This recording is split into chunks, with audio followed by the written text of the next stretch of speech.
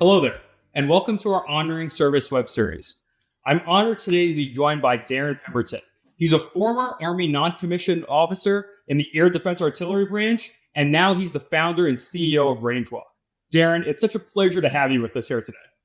Hey, thank you so much. I really appreciate the opportunity to get to speak with you. Hey, anytime, brother. So I want to jump right in, and Okay.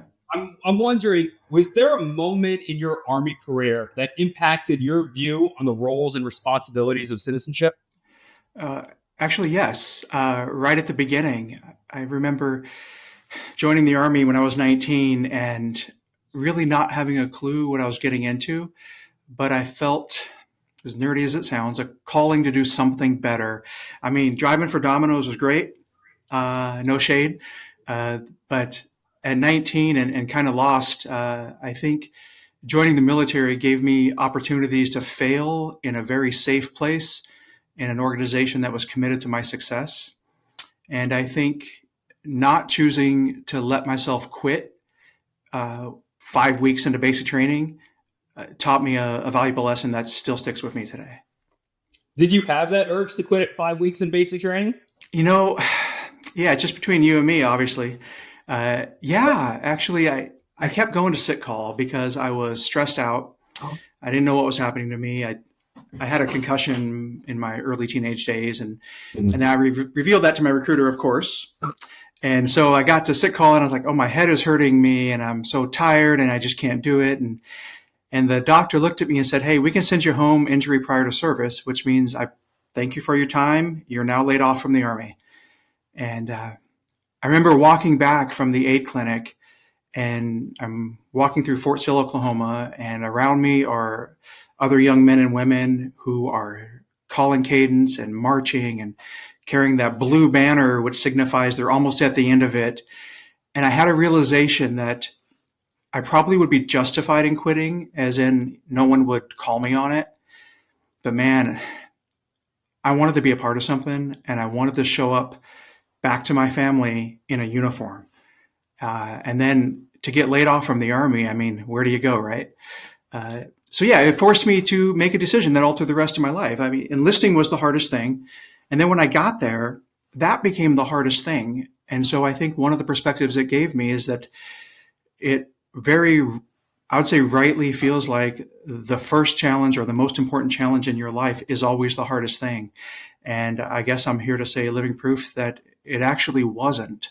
Or if it was, I surprised myself with the help of my platoon peers, my drill sergeants, of course. I didn't know it at the time, but they were invested in my success. And the inner gumption to do something with my life, it was remarkable, I would say. And here I am. I left active duty after about 8 years, and I became an Army civilian employee, which I do now. And that continues my drive to serve and to be a part of. That started just walking back from that aid station. So, Yeah. we just a few weeks ago, we celebrated Constitution Day, right? And I remember being at a school and discussing civic virtues with some of these students and the role that this has in a civic society. So important that BRI has an entire lesson planned to asking that question, what are civic virtues? So I got to ask you, brother, you keep mentioning all this stuff, higher callings and stuff like that. And obviously you've kind of worn these as part of you for a while, and it looks like you still do. What are civic virtues to you, and how do they play in your life these days? Yeah, that's a great question. Sometimes the things we don't know that we're learning at the time become the most important lessons.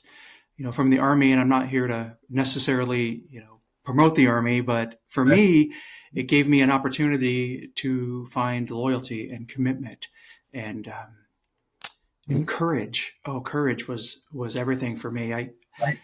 The way that I learned to affect the future through my current decisions became apparent in ways that I, up until that point, had no idea.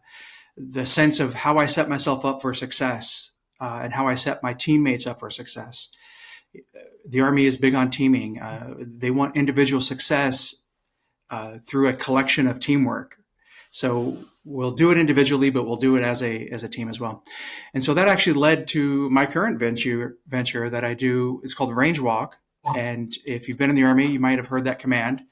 Range Walk is a command they give you when you're at the weapons range to move quickly, but don't run. But move quickly to get out of the area. You're carrying a loaded weapon, right? You're not going to. The Army had speed walking and power walking down right. before anyone else did.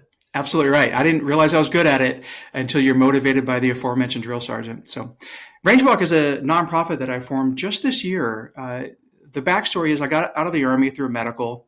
My knees and my feet just pretty much hurt all the time. And it was one of those things. At the time, I had transitioned to the Adjutant General Corps, and it doesn't get a whole lot more low impact than doing personnel work or manning work, as opposed to my air defense days when we're jumping off of Humvees, jumping off of Bradleys, and being out in it. So I got out with the medical, and for years and years, my knees bothered me to the extent that I would not do things, but not to the extent where I feel like I wanted to go take opioids or pain relievers. It was more of this nagging soreness. Well, 6 months ago, I found these, essentially it's an exoskeleton set of legs that you strap on your legs, on your thighs, and on your waist. It alleviates like 60 pounds of weight from your body as you wear them. It'll help you run up to 12, 13 miles an hour. It'll go for an hour at that speed, or otherwise give you about 10 miles of mobility. And they're not medical devices at all. But since buying a pair of these legs for myself, I can go on tours with the family. I can go to Gettysburg and walk the battlefields and go up and down the towers and not have to think about my legs anymore. My knees hurting. And so it kind of hit me. Well, I bet you there are a lot more veterans like me than there aren't. Folks that are just sore enough to kind of have a bit of an excuse to stay on the couch. And so Range Walk is designed to help eliminate some of the excuses that we make. And they're probably legitimate, but now I have one less reason when my wife calls me and says, hey, I made plans for going hiking this weekend. Well, now I don't get to say, oh, babe, my knees are killing me. And, I'm a veteran, and, you wouldn't want to make a veteran get hurt, right? And all that stuff. So these legs give me the excuse to get up off the couch and get back into life. And we give away these exoskeleton legs, and we also give away e-bikes.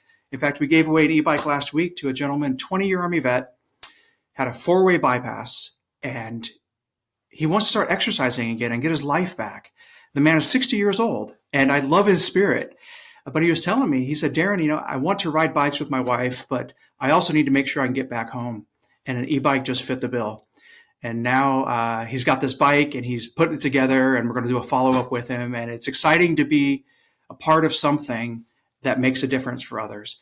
And bringing that back to civic virtues. And, I think the lesson I learned is commitment to making things better for my fellow man. I'm focused now on veterans because that's what I most easily relate to and most passionate in my heart. But look, there are things we can do that we don't think about. It doesn't have to be starting a nonprofit. It doesn't have to be becoming rich and famous and donating money to charity, although that's good. It can be as simple as going down to a veterans home, right? Talking to the veterans there who maybe their family is gone or they're alone, and just checking in with them. It involves cleaning up your neighbor's yard just because you care.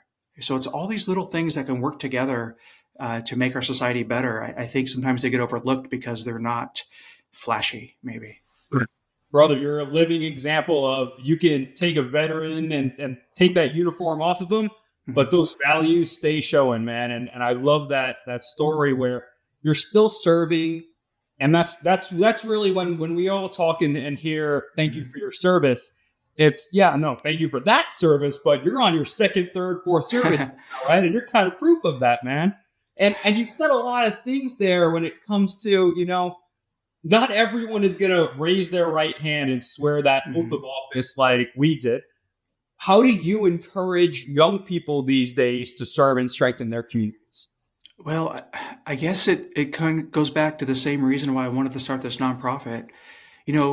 The rest of the world is outside of your house, and you gotta go there. You gotta go there to get there. And so I would say to kids today, there's a couple things I want kids and lessons I taught my own kids. Harking back to my story about basic training and having the ability to quit, don't take the easy answer. Don't take the easy solution sometimes. Sometimes you got to push through and take the hard choice and just trust that it's going to work out. It's really easy to find, I don't like to use this word because it's a negative connotation, but excuses, reasons why we can't. Don't fall trap to that. Don't fall trap to, and you've heard it in your life. I want to join the Army, but I want to punch the drill sergeant or whatever the lesson are. Don't be the but. Don't have the but about it. It's like I would have joined the Army, but instead I volunteer at my local fire station or an animal shelter, or I tutor younger kids. I read books to toddlers. Find a niche and crucify the reasons that you can't, and focus your efforts on the difference that you can make. And I think it'll work out. Focus on the difference you can make. The world is right outside your door. That's right. You have to join the Navy in order to see the world, brother. Right. And you and I both have seen some parts of the world we probably wouldn't have believed had they told us when we were in high school. Here you go. Brother, I know you have a lot going on. I appreciate you taking the time. Are there any parting words that you want to leave our students, teachers, and any other viewers that might be watching? Yeah. It's don't give up. Don't give up on our society. In the times that we live in, it's easy to choose sides. It's easy to form a tribe. Don't give up on the people who don't agree with you. That's interesting. Mm-hmm. You're the first person I've heard in a very long time not give that message of not just don't give up. And usually it's connotated on, hey, you're going through some struggles right now. Don't give up. Mm-hmm. You said don't give up on society. Don't give up on others. Right. What gives you that perspective? What gives you that mindset? I mean, I'm a broken record here, but I've been in the Army with people with whom I have almost nothing in common except our desire to serve, and that was enough. Our desire for excellence was enough to transcend the differences we have. Even my current boss, he and I have differences in operational things, and we don't give up on each other because we know we all have a role to play. We know we are a team. So in society, the people who live across the street from you, who are maybe flying flags that don't agree with your point of view, they're Americans. And I bet you if you ask them, they love the country and they want to make it better. So reach out to the people you disagree with and embrace ideas. Even if the conclusions are different than yours, I would bet money that the intent and the passion to make things better is probably the same. Dude, love that. I don't have to paraphrase anything on that. I said it better myself. Yeah. Darin, thank you so much for joining us today. And so our viewers, again, please use Range Walk's story as an inspiration for what you're going to do next. And check out that virtues lesson that I mentioned. We'll make sure to link back to it. Thanks again. Thanks, Gerald.